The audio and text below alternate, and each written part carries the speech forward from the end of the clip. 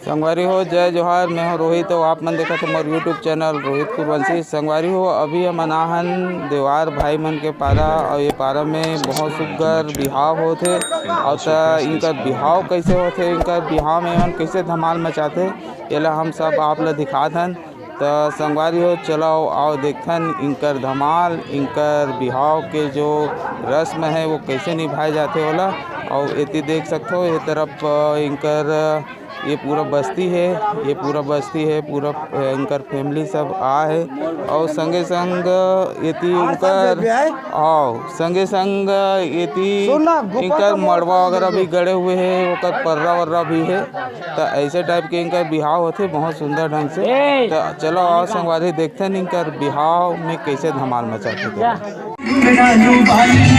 जोनहर देखे कहे का गजब के माले, गोल गोल चेहरा घुंघरालू बाल है।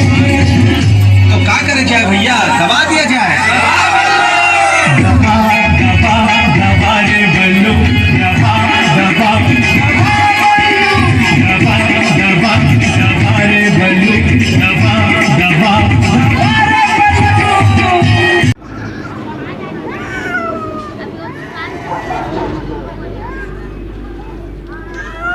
संगवारी हो इनकर मन के ऐसने पूजा पाठ होते, ये है उनकर देवता हरे। ये बैगा भैया हवे और ये देती होम जग और इतनी नारियल वारियल चढ़े, ये इनकर देवता हरे।